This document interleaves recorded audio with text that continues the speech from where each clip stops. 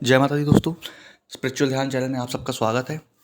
आशा करता हूँ महादेव और माँ गौरी की कृपा आप पर हमेशा बनी रहे और सावन का महीना आपके लिए बहुत फलदायी हो। आज मैं आपके लिए एक ऐसी साधना लेकर आया हूँ जो लोग बोलते हैं कि बाबा भैरव का वो स्वरूप है, बाबा भैरव का वो रूप है जिससे आप अपने अंदर, लोगों के भीतर, मन में, व्यापार, नौकरी, हर चीज़ में आप आगे बढ़ सकते हैं। स्वर्ण आकर्षण भैरव साधना। स्वर्ण आकर्षण भैरव बाबा महादेव का वो रूप हैं। मैंने कहानियों में सुना है, मेरे जो जितना मैंने इस चीज़ में स्रोत देखा है, सुना है कि शायद लक्ष्मी और कुबेर जी के पास भी धन खत्म होने पर जब बाबा के पास दोनों गए, तब बाबा ने स्वर्णाकर्षण भैरव का रूप रखा था। तो स्वर्णाकर्षण भैरव साधना कितने दिन की है? ये आप साधना 21 दिन करेंगे। 10वें दिन इसका हवन होता है। उसके बाद केवल और केवल मंत्र जाप होते हैं। अब बात आती है भोग की, तो उसमें आपको भोग देना है बेसन की रोटी का। जैसा मैंने ये साधना की है, मुझे तो ये नहीं पता कि और लोगों ने किस तरीके से की है, तो ये साधना से फल काफ़ी हुआ मुझे प्राप्त। तो आपको क्या करना है, सिर्फ और सिर्फ एक बेसन की रोटी लेनी है। बेसन की रोटी से आपको उनका भोग लगाना है और वो रोटी आप किसी कुत्ते को खिलाएंगे।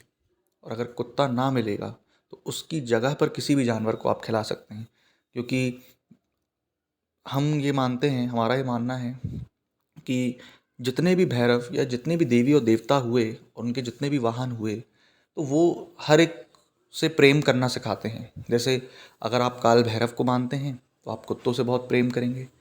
आप माता शेरावाली को मानते हैं, दुर्गा से, तो आप वन्य प्राणियों से प्रेम करेंगे, है ना।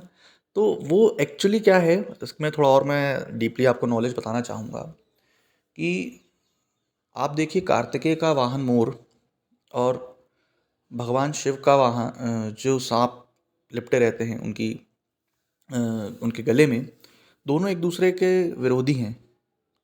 मोर सांप को मारकर खा जाता है, परंतु उसके बावजूद भी वो कैलाश में एक नियमित अवस्था में एक कितनी खुशी हंसी से रहते हैं। तो मेरा जहाँ तक सोचना है, मेरे जहाँ तक रिसर्च कहती है कि शोध मेरा यही है कि जितने भी आप मांस मदिरा का सेवन कर रहे हैं, तो अगर आप कुछ भी करते हैं तो लोग सिर्फ और सिर्फ उसको गलत कर रहे हैं। तो जब तक आपका ये साधना चले, जब तक आप ये साधना करें, तो कृपया मांस मदिरा, दारू, शराब, बीड़ी, सिगरेट, ये खैनी, है ना, वगैरह वगैरह ना लें।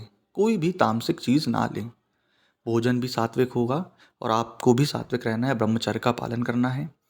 जैसे ही 10वें दिन आपका हवन होगा, उसके 11 दिन तक बाद में सिर्फ और सिर्फ आपको कम से कम 3 माला या 5 माला सिर्फ जाप करना है मंत्रों का। मंत्र बाबा का गुप्त रखा गया है। स्वर्ण आकर्षण भैरव बाबा आप सब पर मैं चाहता हूँ कि कृपा बनाएं, और जिसे भी ये साधना करनी है बाबा स्वर्ण आकर्षण भैरव की, तो आप हमसे ले सकते हैं। इसमें आप कमलगट्टे की माला यूज़ करेंगे, है ना। हवन होगा, उसके बाद आप कमलगट्टे की माला से 11 के 11 दिन सिर्फ और सिर्फ जाप करेंगे। जाप से आपको बहुत सारे फ़ायदे हैं। इसमें आपको लास्ट में, आप जब हवन करेंगे तो उसके बाद स्तोत्र का पाठ भी करना है। स्तोत्र करके आप सिर्फ और सिर्फ उन्हें जितना भी सामान है, जो हम लोग स्थापना का सामान बताएंगे, नारियल वगैरह, तो उसे आप बहते पानी में सिरा देंगे।